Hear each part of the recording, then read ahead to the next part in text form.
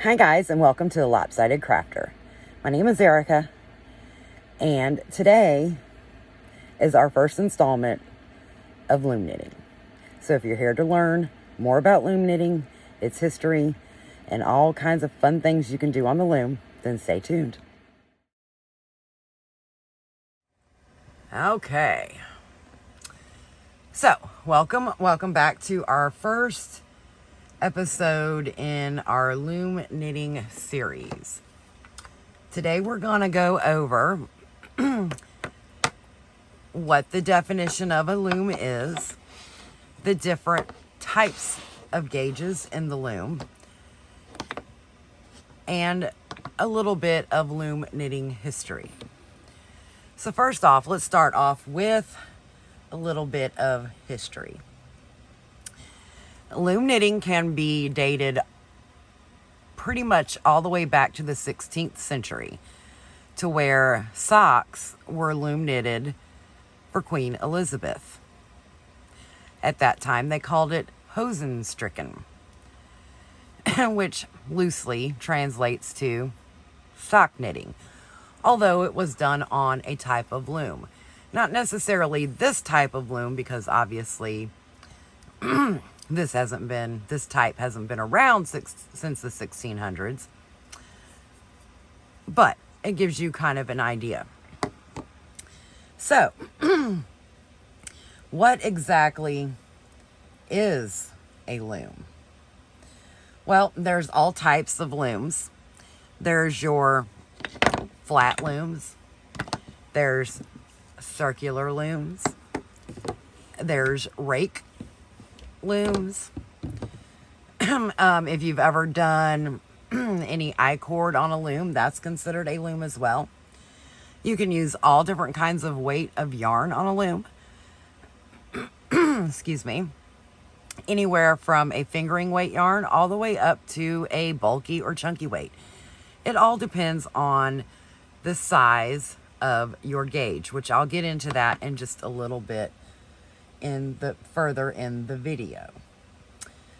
You can do all kinds of different stitches on these. You can do the knit stitch, the purl stitch. You can make hats, gloves, scarves. You can do socks. You can do anything all the way up to intricate lace on the loom.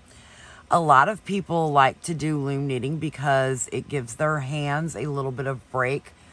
If, they really enjoy knitting, but they necessarily cannot use the needles anymore. It's also a good way to introduce children to the craft of yarn. There is all different kinds of gauges when it comes to looms. Now, this information is loosely guarded, if you will. I will give you the information, and I will say that while this information is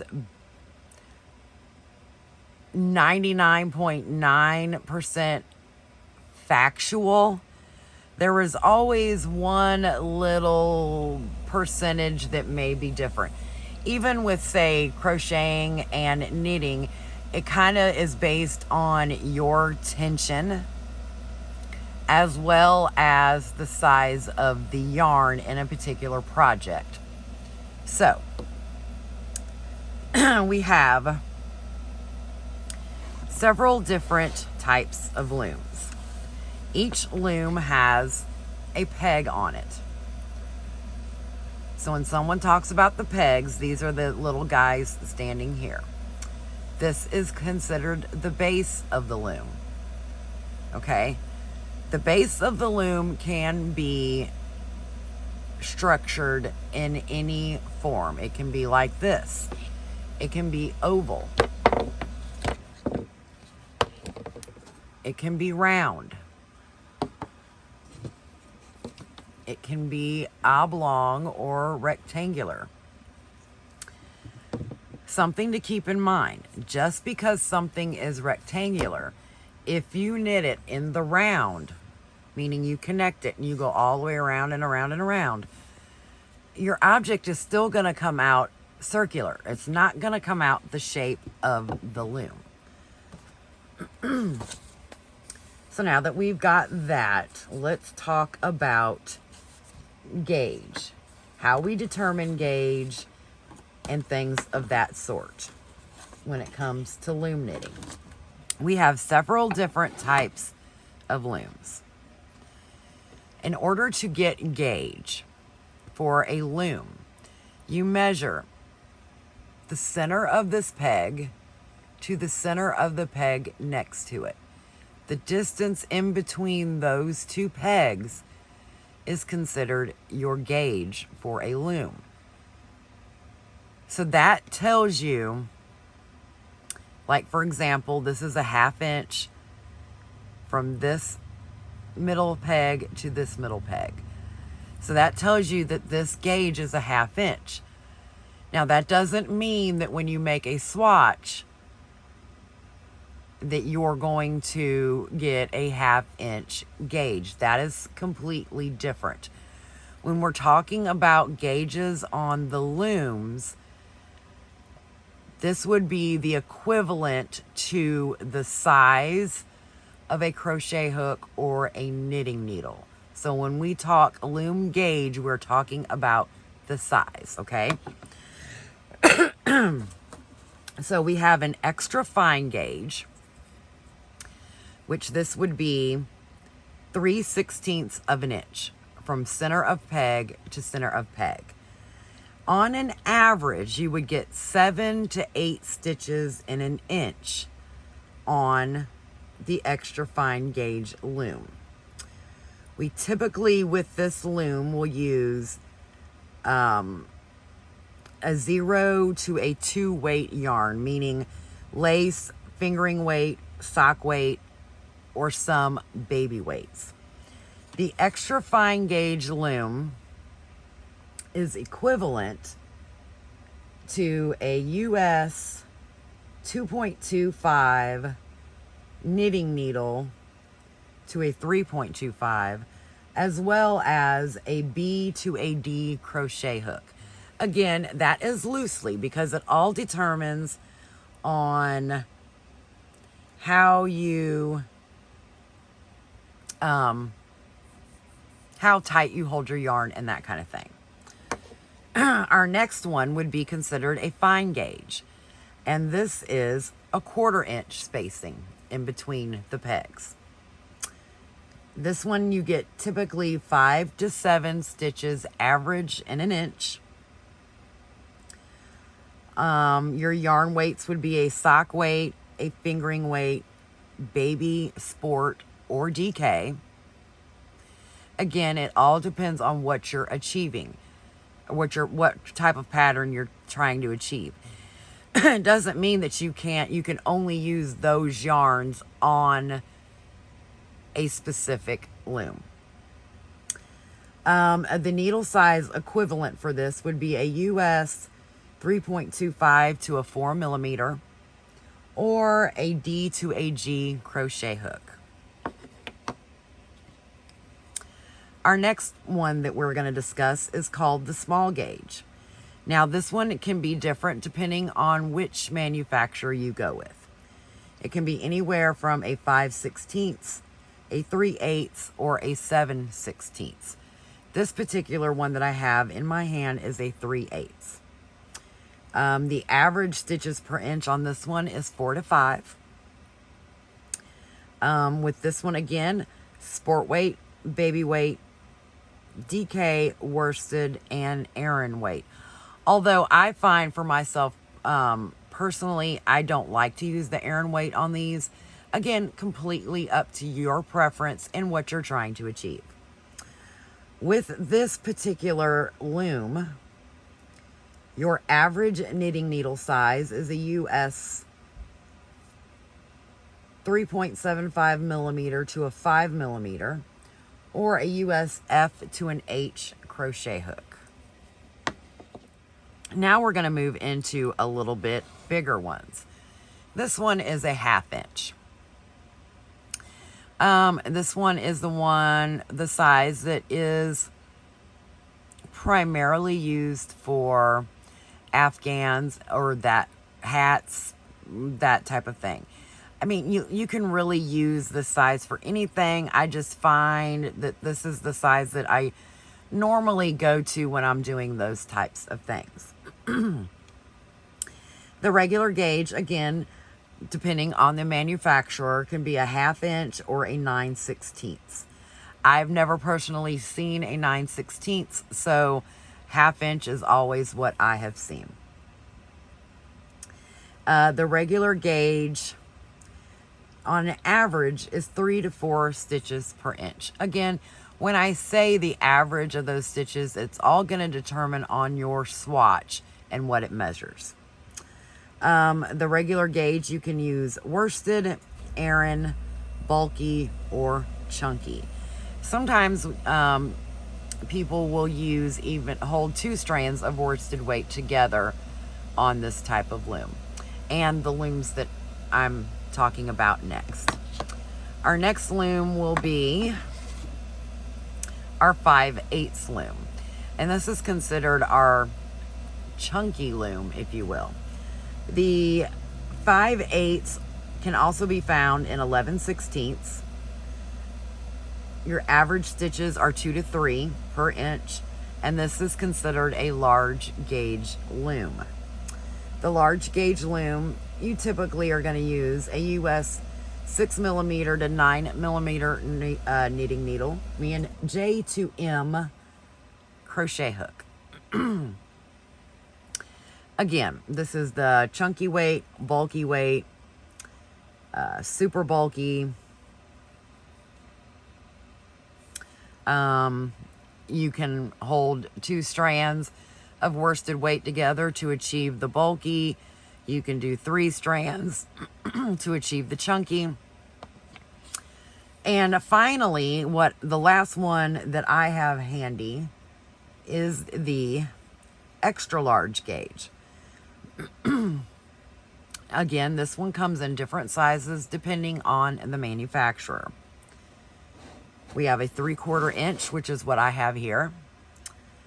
There's a 3/16, a 7/8, and a 5/16.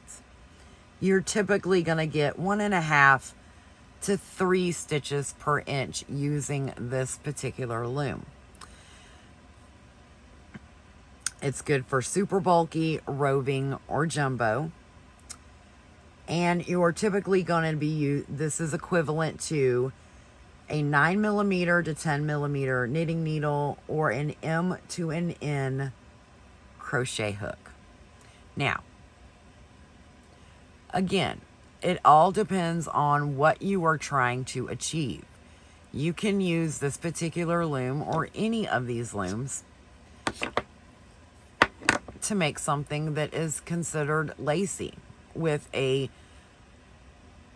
typical worsted weight, even a sock weight. Just know that the stitches are going to be small and you're going to have openings, like a lace. So you can achieve lots of different things on these looms.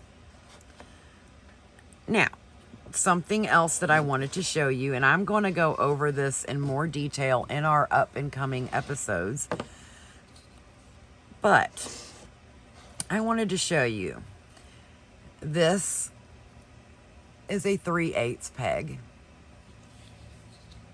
and so is this. You see the difference in the size of the pegs? The gauge theirself is the same, and how you know that is because you can line them up and they're equal. But these pegs are a little bit smaller than these. So again, you definitely want to swatch, because something on a 3/8 peg loom is going to be smaller on this one than it would be on this one. And that's why I mentioned earlier that the stats that I was going to give you as far as stitches per inch and the equivalents was a loose bit of information, if you will, because it, in this case, size does matter.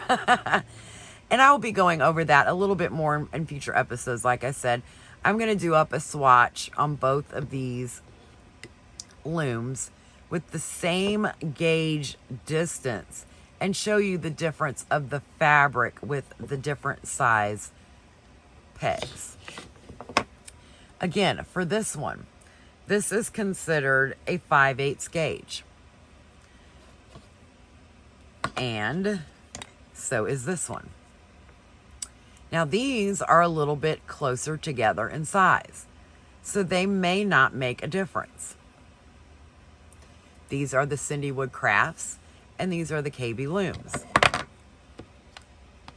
Both very good, reputable looms. So there is a lot of information to cover in this loom knitting series. And as I said, I don't want to overwhelm you with so much at one time. So on our next installment, we will go over gauge swatching of these.